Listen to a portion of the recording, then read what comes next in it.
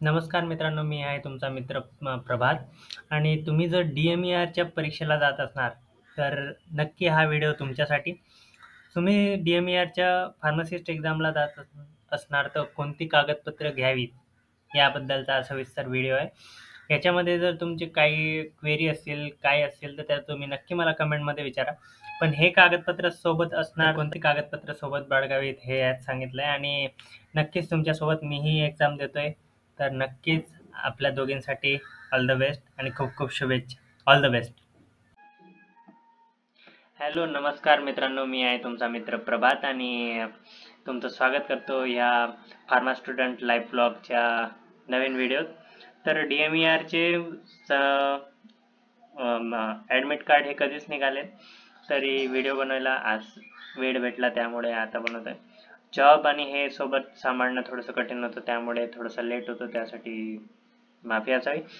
तर तुमच्यासोबतच मीही फॉर्म भरलेला आहे डी-एम-ई-आरचा आणि माझं परीक्षा केंद्र आलं आहे ते PS Rajendra Mane college engineering and technology Ambav, Devrukh, taluka Sangameshwar, Ratnagiri. तुमचं कोणतं सेंटर आलं आहे ते तुम्ही कमेंटमध्ये नक्की सांगा. आपण तिथं असलो तर नक्कीच भेटूयात. तर हा व्हिडिओ स्पेसिफिकली बनवला आहे की नेमके तुम्ही परीक्षेला जाताना काय सोबत न्यावे, म्हणजे कोणते कागदपत्र न्यावे, किंवा तिथं पोहोचल्यानंतर काय तुम्हाला सूचना असतील त्या आधीच तुम्हाला माहिती असतील तर योग्य राहते. तर सुरुवात करूयात. तर महत्त्वाच्या नोंदमध्ये बघा, तुम्ही तुमचं ॲडमिट कार्ड वेबसाईटवर गेल्यानंतर तिथं ॲडमिट कार्ड म्हणून तुमचं ऑप्शन येतं, त्याच्यावर क्लिक केल्यानंतर तुमचं ॲडमिट कार्ड डायरेक्ट हे डाउनलोड होऊन जातं.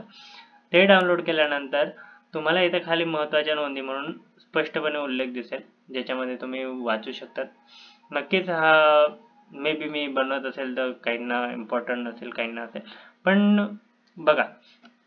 तर this hall ticket should be printed in colour only, म्हणजे हे हॉल तिकीट तुम्ही फक्त ब्लॅक अँड व्हाईटमध्ये प्रिंट आउट नाही काढू शकत, तर कलर झेरॉक्स किंवा कलर कॉपी जी काढतो आपण, कलर प्रिंट, ती काढून न्या.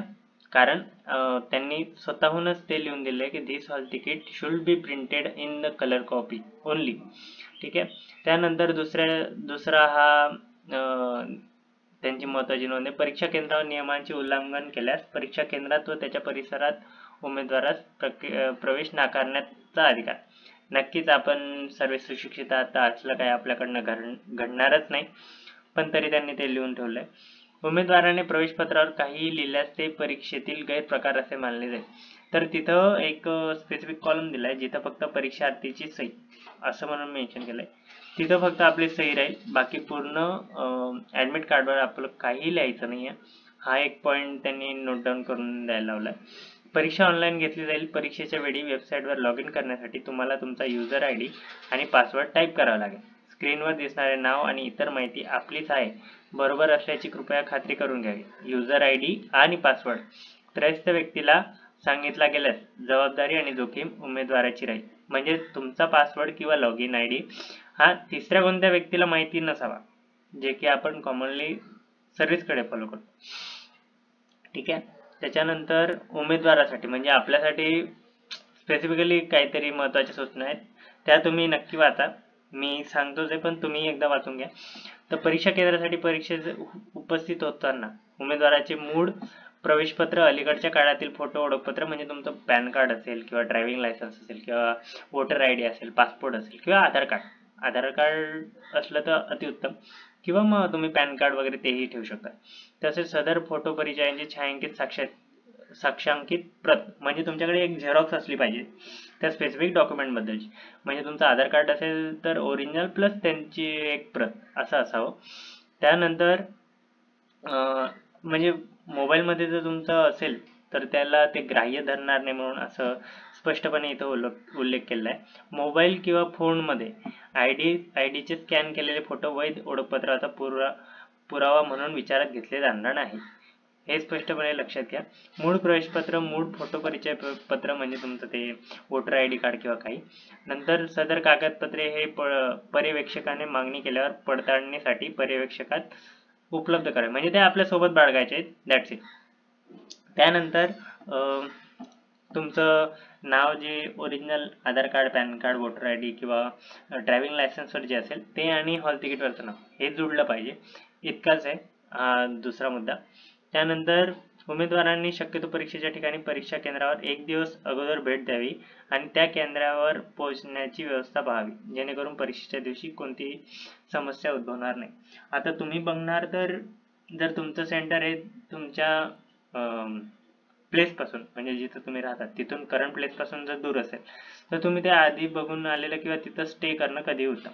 आता मी राहतो इकडं गोव्याला आणि इथून मला जायचं आहे रत्नागिरीला. स्टील सुट्टी नसल्यामुळे मी तिथं जाईल, पण वेळेच्या आधी जाणार आहे, 2-3 तास आधी. So it will be beneficial. So त्याच्यानंतर बघणार तर उमेदवारांनी परीक्षा केंद्रात प्रवेशाच्या वेळेपूर्वी म्हणजे तुमच्या प्रवेशपत्रावर reporting time, gate closing time हे दिलेलं असते, तर ते तुम्ही एकदा बघून घ्या. माझी शिफ्ट ही 5 वाजेची आहे, मग 3:30चं रिपोर्टिंग आहे, म्हणजे 3:30 वाजता मला एक्झॅक्ट एंट्री करायची. ओके. तसंच खाली कोणत्या वस्तू सोबत बाळगू नये याबद्दल त्यांनी स्पष्टपणे उल्लेख केला आहे. साधे पारदर्शक निळे आणि काळे बॉल पॉइंट पेन हे सोबत घ्यावे. या आता ज्या मी वाचून दाखवत आहे याच्याशिवाय दुसऱ्या वस्तू नकोत सोबत, असं त्यांचं म्हणणं आहे. नंतर प्रवेशपत्र संकेतस्थळावरून न डाउनलोड करून A4 आकाराच्या कागदावर रंगीत प्रिंट आउट घेऊन योग्यरित्या भरलेले असावे. ओके. वैध म्हणजे फोटो ID, जी की आपण प्रिव्हियसली डिस्कस केलं.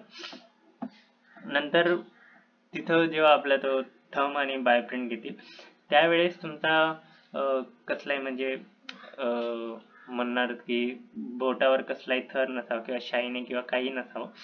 नंतर दोन्ही हातांची बोटे सुकलेली, म्हणजे तुमचा जो काही बायोमेट्रिक घेतील तर तो योग्य रीतीने यावा, बस, बाकी काही नाही. नंतर त्यांनी असं म्हटलंय की उमेदवारांनी खालील ड्रेस कोड पालन करण्याचा सल्ला दिला जात आहे. दैनंदिन वापरातील कपडे जे कोणतीही साधने किंवा संपर्काची उपकरणे लपवण्यासाठी वापरले जाऊ शकत नाही किंवा अर्धीबाई असलेले कपडे, त्यावर कोणतीही मोठे बटणे, बॅचेस, ब्रुचेस इत्यादी नसावीत वगैरे. ते झालं. त्याच्यानंतर बरोबर आणि चुकीच्या उत्तरांमधील सारखेपणाचे आकृतीबंध उघडकीस आणण्यासाठी तुमच्या प्रतिसादांचे म्हणजे उत्तरांचे अन्य उमेदवारांच्या प्रतिसादासोबत विश्लेषण केले जाते. या संदर्भात वापरल्या जाणाऱ्या विश्लेषणात्मक पद्धतीमध्ये जर असे अनुमान निघाले किंवा आढळून आले प्रतिसादांचे आदान प्रदान झालेले आहे, म्हणजे तेच कॉपी प्रकार घडला असेल तर तुमची उमेदवारी रद्द करणे. इतका मोठा निर्णय दिलाय पण त्याचं आहे लहानसं आउटपुट. ठीक आहे. तर त्यानुसार मला इम्पॉर्टंट वाटले ते मी तुम्हाला सांगितले. बाकीचं तुम्ही पूर्ण तुमच्या हॉल तिकिटावर नक्की वाचू शकता. आणि नक्कीच तुम्हाला काहीतरी जर डाऊट असेल, काही असेल तर नक्की मला विचारा. मी हवा त्या वेळेस तुम्हाला नक्की कमेंटमध्ये सांगून तुम्हाला रिप्लाय करण्याचा प्रयत्न करेन. तोपर्यंत धन्यवाद आणि येणाऱ्या परीक्षेसाठी all the best. Thank you so much. Thank you for watching. Bye.